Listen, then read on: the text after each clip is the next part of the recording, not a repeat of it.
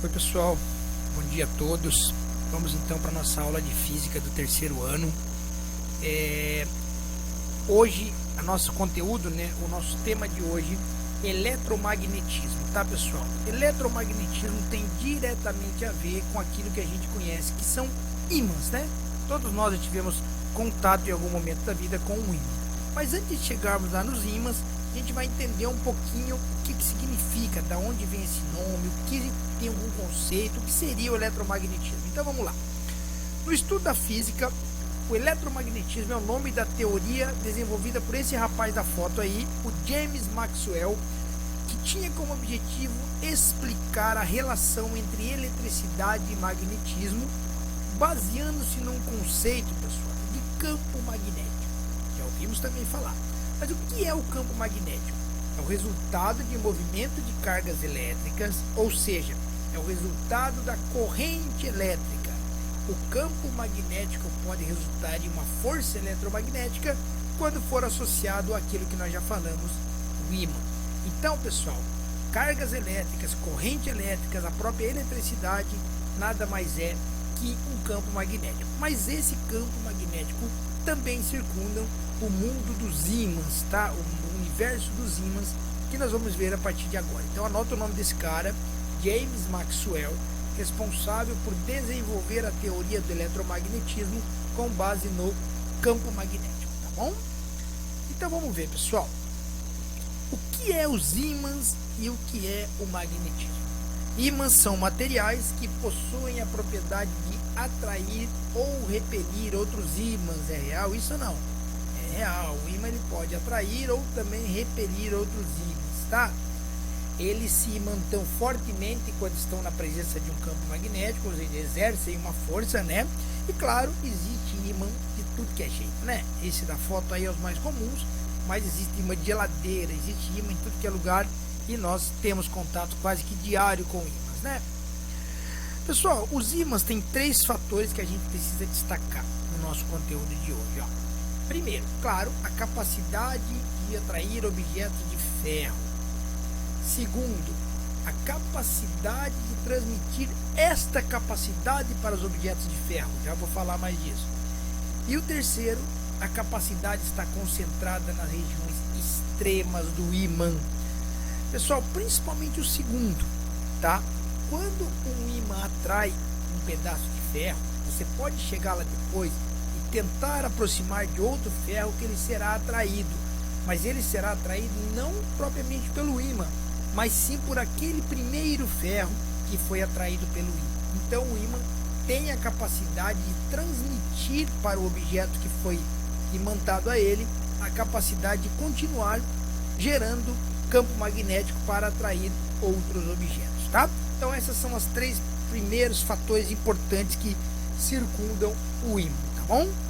Atrai objetos de ferro, transfere a sua capacidade de transmissão e, claro, sua capacidade de atração está normalmente nas suas extremidades, tá? Aqui começa um detalhe interessante, eu devo subir minha fotinho aqui, ó. Pessoal, o ímã, todos têm 2 polos, tá? Polo norte e polo sul, tá bom? Que são chamados, claro, de polos magnéticos, tá bom?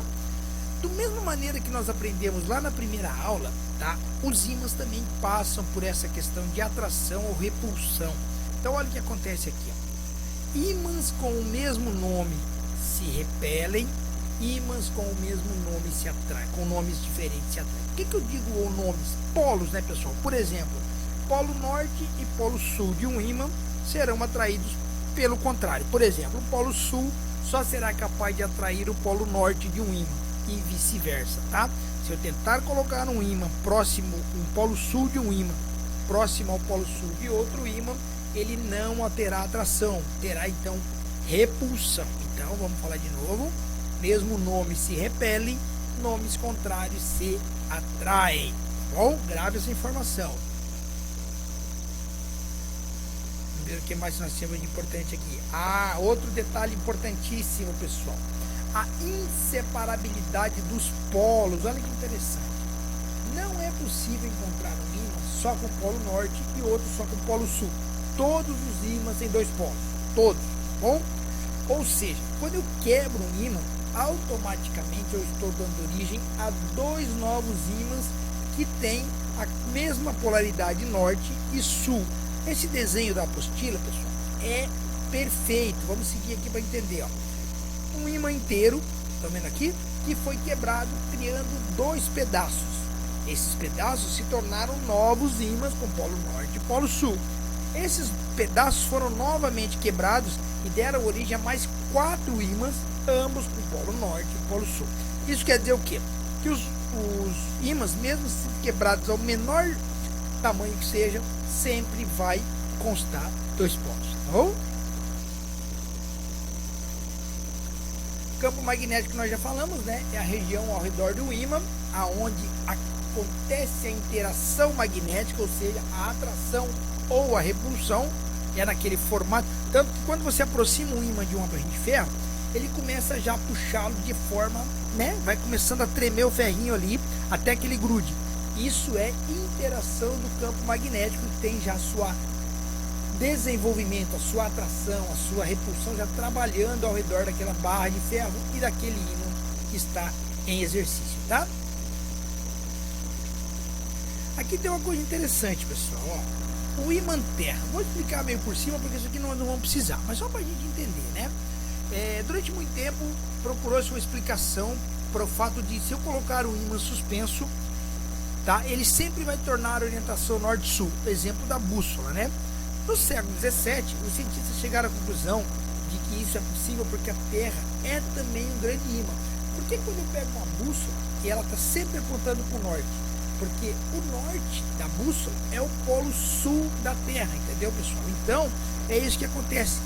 Contrários se atraem, diferentes, aliás, contrários se atraem, iguais e repelem. Então, acontece, se eu pego a bússola, que é um ímã, viro ela aqui e ela joga para o norte, significa que aquele norte geográfico, na verdade, ele seria o polo norte-sul magnético. Entenderam? Meio confuso? Vou explicar de novo. Estou com a bússola, segurei ela, apontou para o norte. Claro que eu sei que é o norte geográfico, né? Claro, tem para o norte. Mas magneticamente falando, aquele é o sul. Entendeu? Porque ele está atraindo a agulha da bússola norte.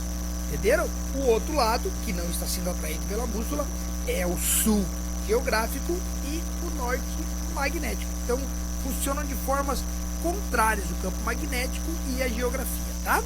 Então, isso é só um detalhe que a gente deveria constar.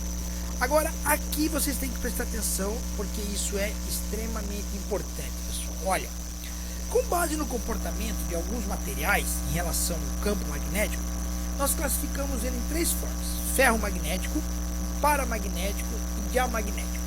Qual é a diferença? Vamos lá então. Ferro magnético: substâncias que têm a propriedade de se tornarem pequenos ímãs, que eles têm uma forte atração pelo campo magnético, pessoal, tá? Sob influência de um campo magnético externo, tendem a se alinhar com ele, fazendo que essa substância se torne um ímã.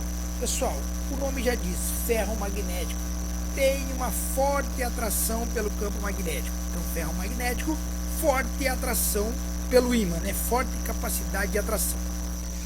O paramagnético até tem atração, mas de forma mais leve. Então, olha aqui, são as substâncias que se mantêm fracamente sobre o campo magnético, gerando assim uma atração muito fraca. Então, ó, ferro magnético, atração forte.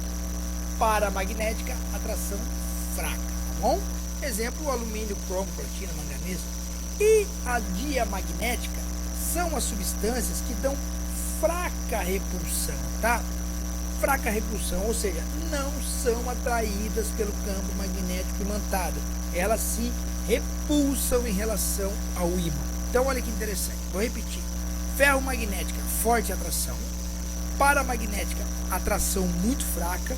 E diamagnética, repulsão, ou seja, não se atrai. Tá bom? Anotem esses detalhes aí para que vocês consigam resolver as atividades que virão a seguir. Pessoal, basicamente era isso que eu tinha para passar de detalhes assim mais a fundo na apostila. Deem uma lida no material, resolvam as atividades que eu vou postar depois lá e semana que vem eu passo uma correção para vocês, tá bom? Muito obrigado e até a próxima aula.